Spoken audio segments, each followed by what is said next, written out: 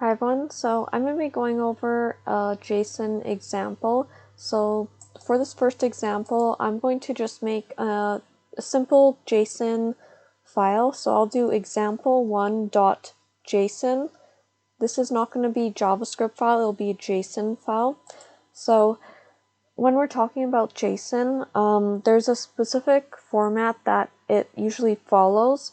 This is because JSON is really important later on when it comes to creating API calls and stuff. So I'm not going to get into it in this video, but in future videos, but it'll be more in the API videos, you'll see how this JSON relates to the API calls.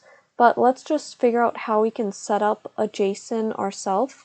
So all we have to do is just put these curly brace brackets, but instead of actually putting something in front of the curly brace brackets, like assigning it to something, it's just going to be like this. It's empty, just the curly brace bracket at the beginning and at the end. So you will not be able to do this in just a regular .javascript file. It has to be in a .json file in order to do this. But what we're going to do now is we're going to call employees. That's what we're going to call it, employees.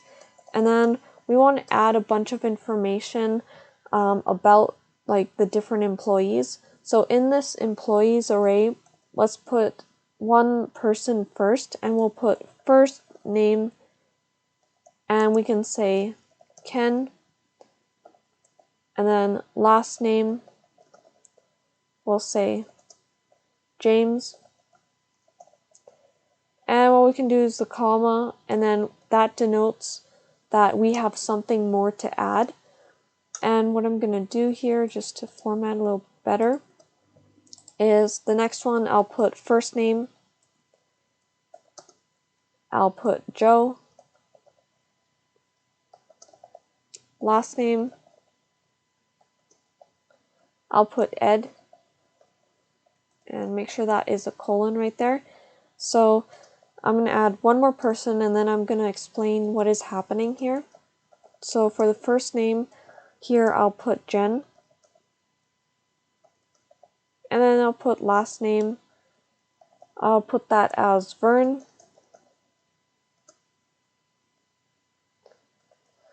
so what we have here is this employees right here is going to contain an array of employees.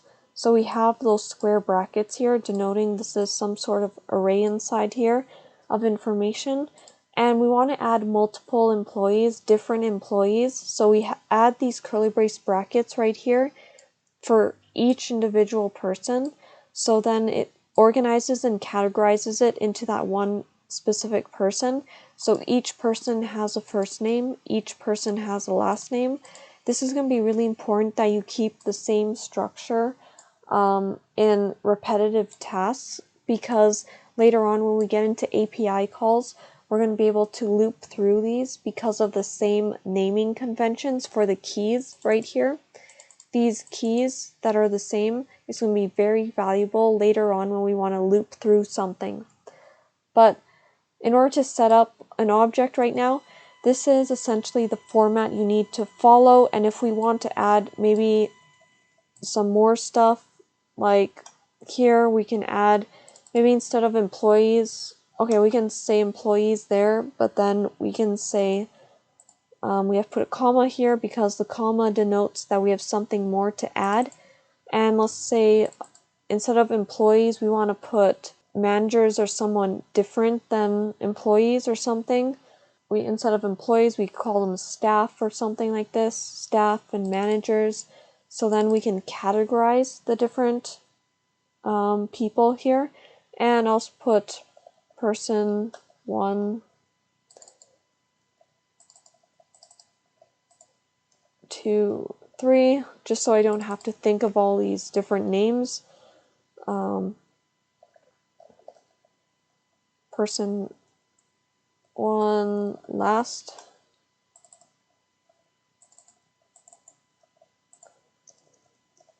So something like this, you have like different names here again, and then you're able to later on loop through all of these different categories. So in staff, you can loop through all of the different names here, but in managers as well, we can loop through these different names because we have this repetition of the keyword first name and also last name, which can be called